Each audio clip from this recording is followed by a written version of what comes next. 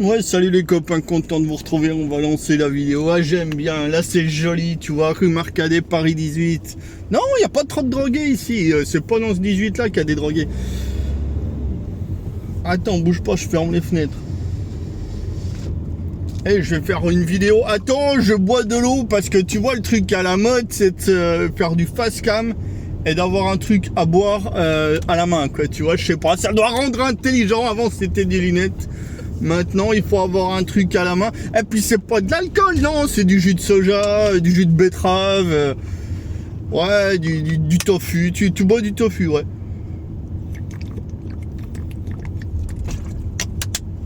Voilà, je me suis désaltéré, ça fait du bien. Attends, je vais bien refermer la bouteille parce que, ouais, je te disais, ouais, maintenant, ce qui est à la mode, c'est d'avoir un jus à la main, c'est style, ouais, de la ligne. Mais non, putain, mon cerveau est complètement taré, il parle à ma place des fois, et c'est vraiment étrange. Le thème de la vidéo, c'est dans quoi investir, les copains, parce qu'on est tous pareils, on veut tous gagner de l'argent sans rien foutre. Ouais, je me suis posé la question longtemps quand j'étais jeune. Comment gagner de l'argent sans rien foutre? Je n'ai jamais obtenu la moindre réponse satisfaisante. Vendre de la drogue, c'est dangereux. Ah, c'est dangereux, ouais, c'est... Niveau bénéfice, ça peut le faire. Le ratio marge et compagnie est très bon, mais c'est très dangereux. En plus, si tu fais pousser de la bœuf, tu dis c'est pas trop dangereux. Ouais, tu deviens agriculteur, donc c'est fini le temps de... c'est fini le temps de gagner de l'argent sans rien foutre. Alors, il reste toujours les actions, l'immobilier, enfin toutes ces merdes-là, quoi. Alors, dans quoi on investit, les copains? Est-ce que le bitcoin? Moi, j'en sais rien, j'ai jamais pigé le bitcoin. Paris, c'est quand même la merde, hein, quand tu penses. Ah, salut toi. Ah, il y a des vrais gens dans ma vidéo, tu vois, c'est rigolo, on se croirait dans Google... ouais, dans Google Street View là, mais en live. Ah ouais, j'ai un concept absolument génial. Bon, reprenons. On investit dans quoi, les copains? Est-ce que le Bitcoin, on investit dans le Bitcoin? Ouais, moi j'en sais strictement rien, quoi. Moi, d'après ce que j'ai entendu à gauche à droite, tu vois, je me suis fait ma propre opinion. Ouais, parce qu'il faut toujours dire que tu t'es fait ta propre opinion avec des recherches, tu vois. Ouais, t'as regardé 3 vidéos sur YouTube, mais tu présentes pas comme ça. Tu dis oui, après une analyse complète du secteur, après beaucoup de recherches sur la crypto-monnaie, après avoir regardé 300 vidéos et avoir lu 400 livres, je peux te dire qu'il faut acheter du Bitcoin. Ah, tu sais pas pourquoi, tu sais pas comment, mais il faut acheter du Bitcoin. Alors, moi, le seul truc que j'ai retenu sur le Bitcoin, si tu veux, c'est que y avait un nombre défini de Bitcoin qu'on savait à l'avance et que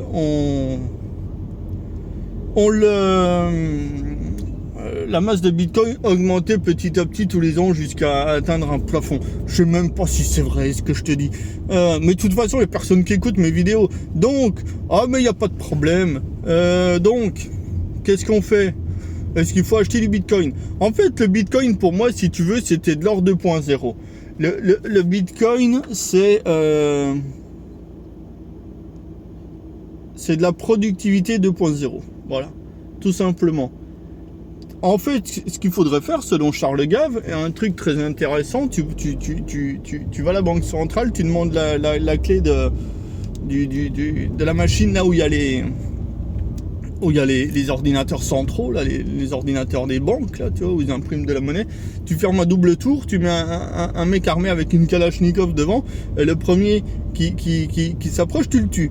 Ouais, pour faire simple, en fait, il faudrait simplement t'augmentes la masse monétaire de 2-3% par an, et tu laisses les gains de productivité agir ainsi, et voilà, c'est fait. C'est fait.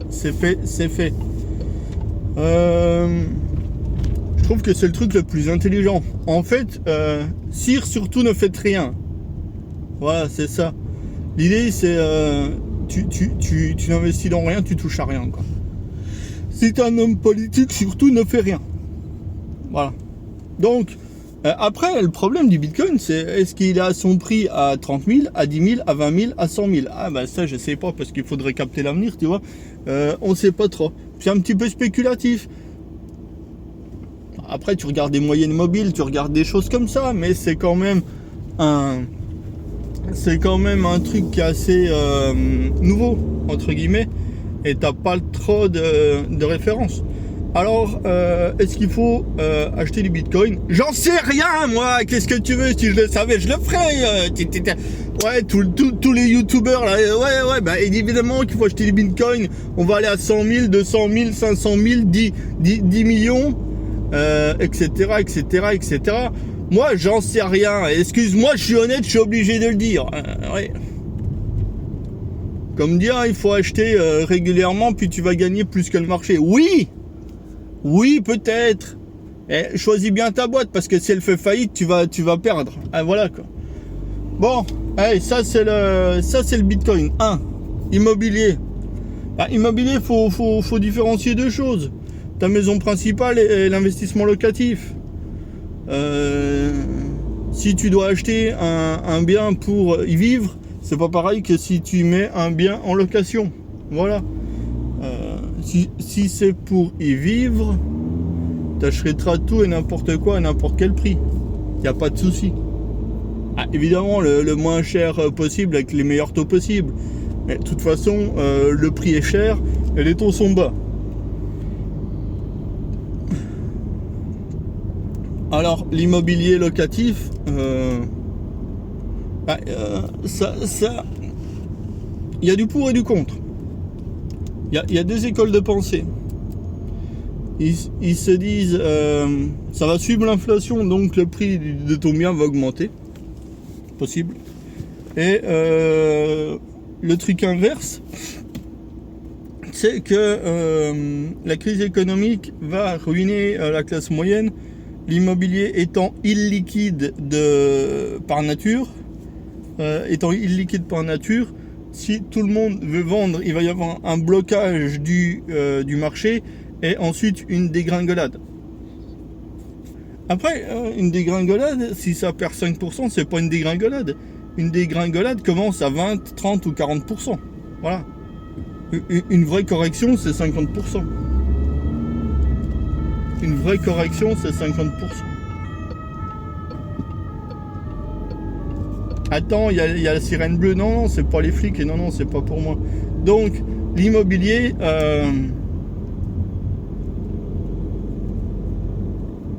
Et il faut voir un truc avec l'immobilier. Là, ils sont en train de dire, les passoires thermiques, t'entends passoires thermiques, t'entends putain de propriétaire qui se fout de la gueule de son locataire, il loue une passoire thermique. Est-ce que t'as entendu que les passoires thermiques, le propriétaire ne pourra plus augmenter son loyer? Tu dis, ben c'est la moindre des choses, c'est tout à fait normal. Oui, présenté comme ça. Mais j'ai l'impression qu'il y aura de moins en moins de biens disponibles en location, puisqu'on en retire automatiquement sur le marché. Alors pour l'instant, c'est peut-être pas trop grave, on peut pas augmenter le loyer, mais t'inquiète pas, si les normes se durcissent, le nombre d'appartements sur le marché va se réduire. Donc si le nombre d'appartements sur le marché se réduit, automatiquement le prix va monter. Moi, ce que j'ai l'impression, donc je suis mitigé. Tu vois, le Bitcoin, j'en sais rien. L'immobilier, j'en sais rien non plus. Putain, Mathieu, faudrait peut-être à un moment nous dire ce qu'il faut faire. Déjà, c'est pas mon métier. Et juste au passage, le mec dont c'est le métier, il en sait pas plus que moi. Ah oui, ça paraît con de dire ça, mais mais ce qu'il faut comprendre, c'est que le mec dont c'est le métier, mais il lit pas l'avenir, tu vois. Lui, regarde, il a un ratio gain-risque. Il a plusieurs solutions. Il dit, ah, moi, j'aurais plus que la performance du marché. Donc, il achète un ETF, il s'en bat les couilles. Les gestionnaires de fonds, c'est si le marché fait plus 5, je dois faire plus 5. Voilà. Ils ont qu'une seule ambition en tête. Voilà, c'est ça. Tu dis c'est léger comme ambition. Bah ouais, mais c'est les standards. Qu'est-ce que tu veux que je fasse? Attends. Il faut que je traverse le rond-point. Ah, c'est pas un rond-point, c'est un passage de feu. Alors, récapitulons. Le Bitcoin, j'en sais rien. L'immobilier, ouais, pourquoi pas. Ouais, attention quand même. Le marché action en général. Le marché action, on est à 6500 points. Si tu prends le CAC sur 20 ans, il est toujours monté. Ouais. On est parti de 2000 points, je crois, et on est arrivé à 7000. Récemment, hein, on arrive à 7000 très très très récemment. Et donc, celui qui me dit on fait du buy and hold, c'est-à-dire de l'achat et on n'y touche pas, oui, automatiquement, si tu n'as pas acheté des entreprises si tu n'as pas acheté des entreprises qui ont fait faillite, normalement tu es encore bon. Tu vois, le truc, ça fait 20 ans qu'il monte. Donc, on peut dire que depuis toujours, il y a eu un bull market. Un bull market, c'est un marché haussier. Ensuite, ce qu'il faut comprendre, c'est que malgré en 20 ans ou 30 ans, depuis les années 90, donc ça doit faire plutôt 30, si en 30 ans, il y a eu un bull market, il ne s'est pas fait en continu pendant 30 ans. Tu vois, on n'est pas passé de 2000. Et regardez les chiffres sur ProRealTime, à un moment donné, moi je les ai pas en tête, je suis pas un ordinateur. Tout ça pour dire, il n'y a pas eu un bull market continu pendant 20 ans ou 25 ans ou 30 ans. Il y a simplement des tendances haussières qui ont duré des années. Voilà. Il y a eu des tendances où il ne s'est rien passé pendant des années. Il y a en mars 2020, toutes les dot-com, mais tout le marché en général s'est pété la gueule. Il faut bien comprendre une chose, c'est que les hausses sont lentes et que les baisses sont ultra rapides. En général, c'est de 1 à 3, le ratio de 1 à 3. Voilà, tout simplement. Donc, le ratio est de 1 à 3. Donc, si on va dire un point bas à 2000, un point haut à 7000, on est à 6500. Alors, qu'est-ce qui pourrait faire monter le marché? Qu'est-ce qui pourrait faire monter le marché? C'est une bonne question. Est-ce qu'il y a plus d'argent que d'imbéciles ou plus d'imbéciles que d'argent? Comme dirait Charles Gave. Charles Gave, c'est mon maître en la référence. En l'occurrence, je fais des rimes. Alors, qu'est-ce qui pourrait faire monter le marché? Politique de taux bas, je crois qu'on est arrivé à la fin. Quantitative easing, ça peut toujours être bullish. Le fameux FOMO, c'est la peur de louper le train. C'était en cours. Je sais pas si aujourd'hui c'est encore le cas. L'inflation, je me dis que l'inflation pourrait faire monter le marché. Mais l'inflation aussi, une petite inflation pourrait faire monter le marché. Une grosse inflation pourrait faire dérailler le marché. Qu'est-ce que craint le marché? Le marché boursier craint, à mon sens, craint plusieurs choses. Une récession, un prix de l'énergie très très haut,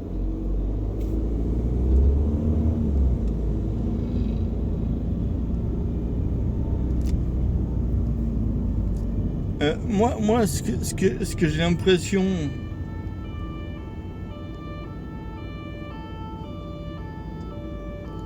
ils sont en face. Ouais, je cherchais où était la police.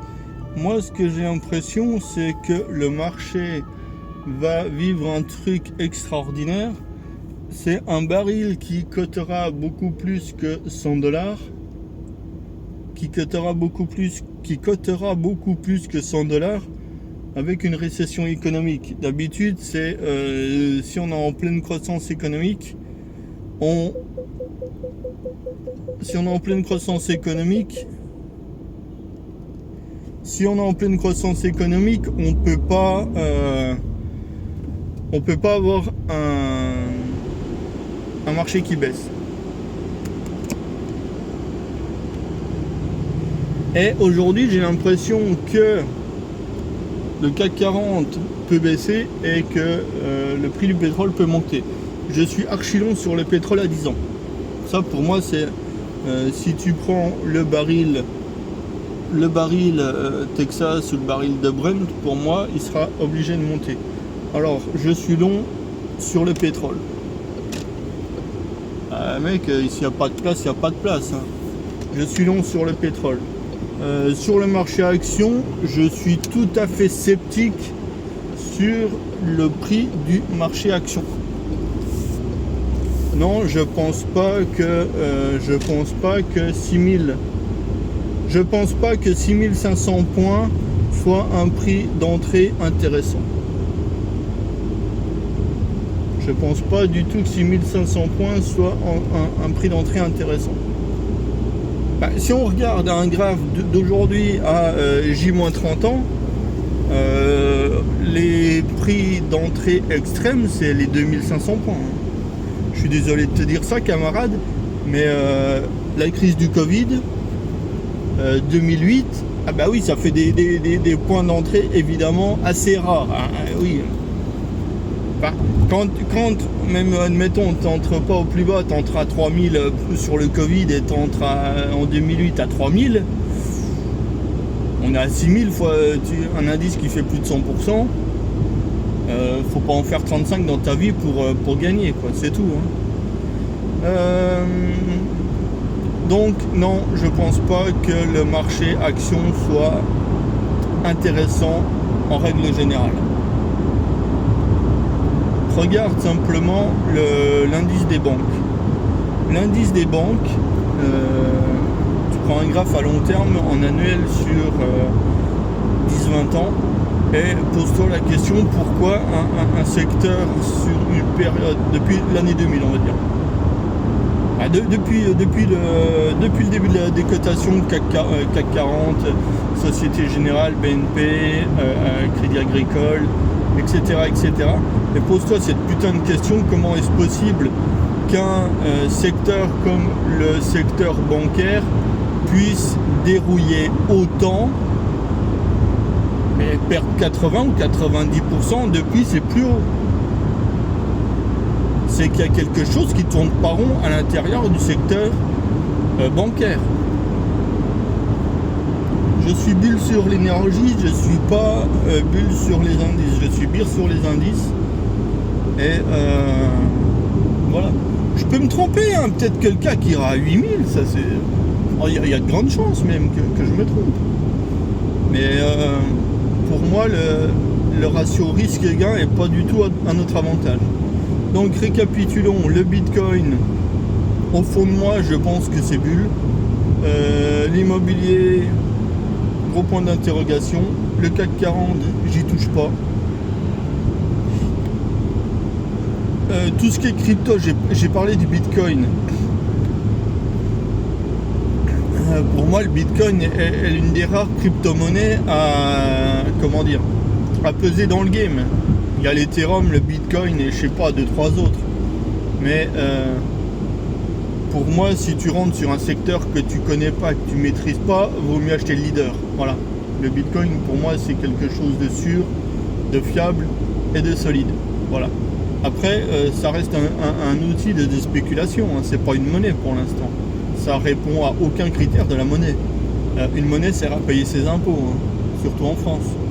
Donc le Bitcoin, on peut rien en faire. Je sais même pas si on peut commercer réellement avec du Bitcoin. Je sais même pas comment ça s'achète concrètement.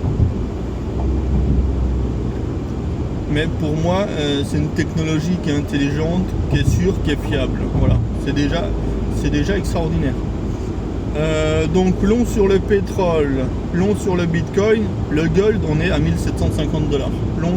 Alors je parle en dollars. Pourquoi je parle en dollars? Parce que c'est la cote officielle. Il faudrait que je regarde les graphes en euros. je les ai, mais j'ai pas les prix en tête. Moi, je regarde 1752 $. C'est ce que je disais l'autre coup sur Boursorama, c'est que on est retourné à des prix d'il y a 10 ans.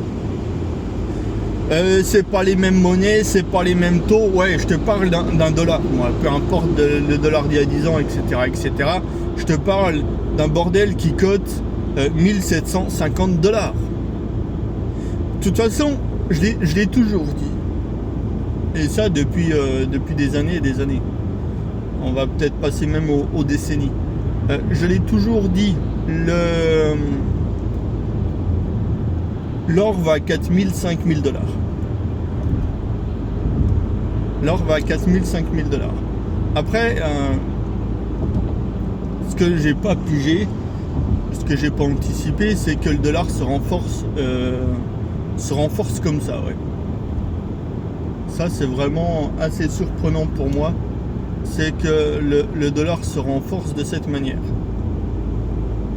Parce que je pensais que le dollar se dévaluerait et que la dévaluation du dollar permettrait à la hausse un envol du prix de l'or. Après, tu me diras, il se dévalue contre l'euro. Mais si tu veux, c'est chien boiteux qui rencontre manchot boiteux, quoi. C'est les deux boîtes. Il y en a un qui boite moins que l'autre, mais les deux boîtes. Hein. Les deux sont basés sur rien du tout. Donc,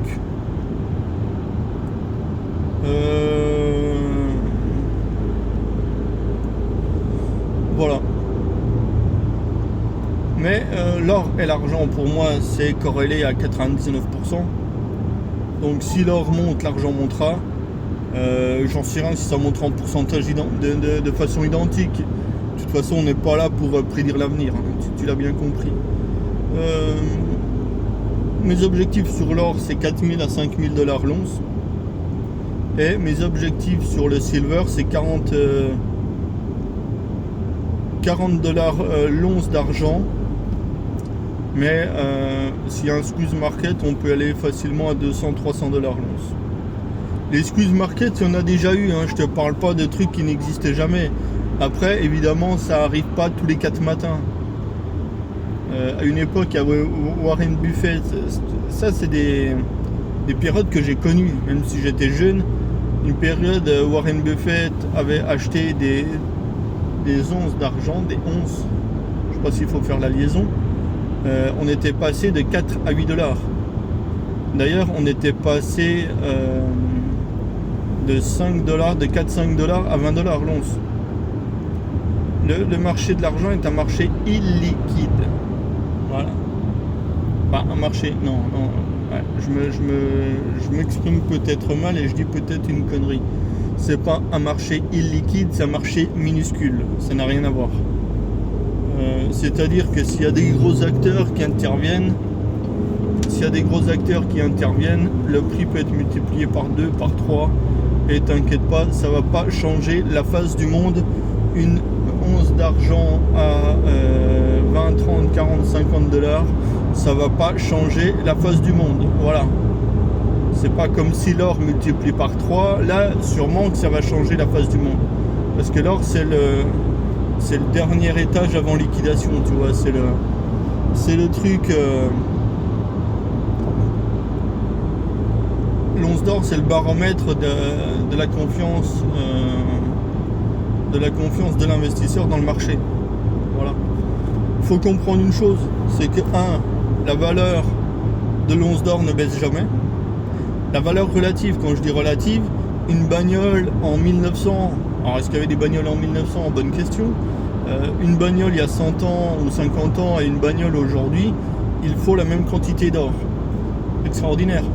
Je sais très bien que si avec la même monnaie de billets papier, je pense pas qu'on aurait la même voiture. Je pense que ton dollar d'il y a 100 ans pourrait plus rien acheter aujourd'hui. Enfin, c'est l'inverse. Il faudrait beaucoup plus de dollars aujourd'hui que de dollars il y a 100 ans. Voilà. Donc je suis long sur le pétrole, sur l'or, sur l'argent. Je suis pas long sur les indices. Les crypto-monnaies, moi je dis investissons dans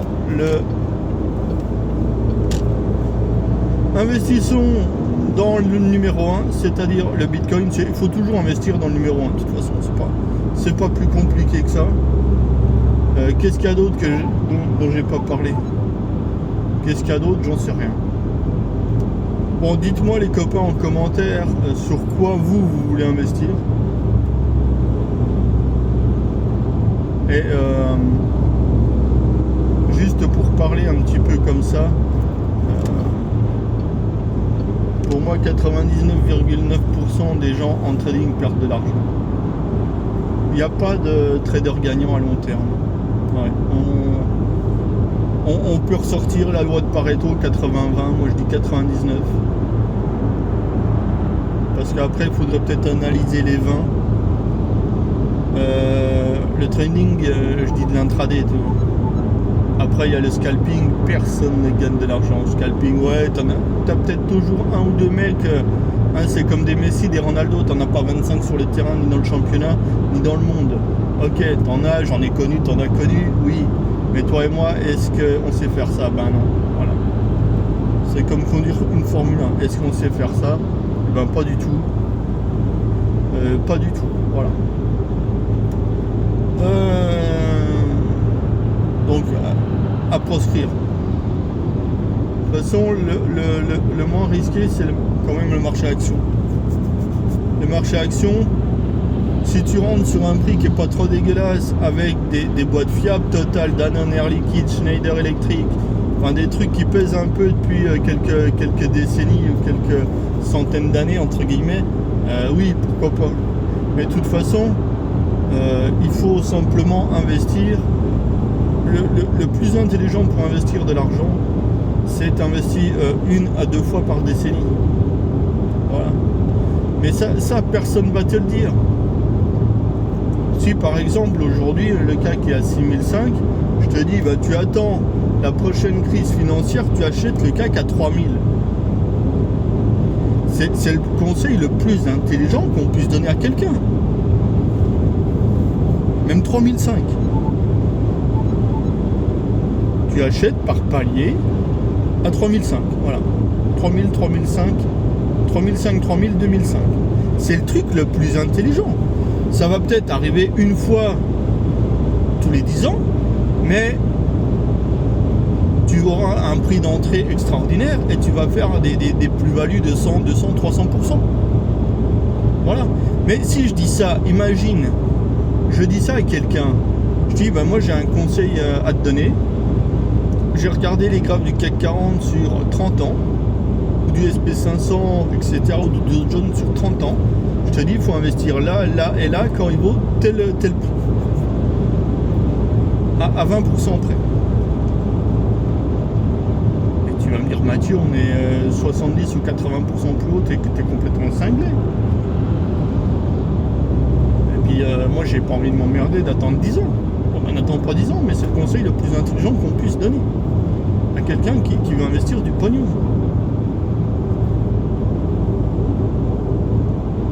Voilà, pour moi, c'est ça les conseils les plus intelligents. Après, si tu me dis, ah ben, j'ai jamais eu l'opportunité, oh ben, très bien, tu remets d'autres critères en place. Peut-être que le marché ne rebaissera jamais. Ouais, peut-être que le marché boursier ne rebaissera jamais. Peut-être que tout montera tout le temps jusqu'au ciel. Ah, tu sais, il y a Biden qui a été élu, donc tout est possible. Hier, Biden a annulé 1100 milliards de dettes de crédit étudiant. Mais moi ce que j'ai pas compris, parce que je suis un peu teubé, mais si on peut annuler 1100 dollars de prêt étudiant, pourquoi on peut pas annuler la dette entière? Ah ouais, quitte à faire, hein, c'est comme si ton père, admettons, ton père ou ta mère, il te donne 110 €. aux 1100 euros. Bah, donne-moi 11 000 et puis comme ça je suis tranquille. Hein. Voilà. Bon, bah, vous avez bien compris que... Ouais, vous avez bien compris que l'investissement, c'est du risque. L'investissement, c'est de la psychologie. Hein. Cash flow, dividende, mon cul sur la commode, ça c'est du flan. Hein. C'est du flan, pourquoi? Parce que tout le monde, ça c'est des données passées. Tout le monde les a vues, elles sont vues, elles sont sues, elles sont relues, voilà. Après, il faut qu'il y ait des périodes de croissance. S'il y a des périodes de croissance, il n'y a pas de problème. S'il n'y a pas de période de croissance, il y a problème.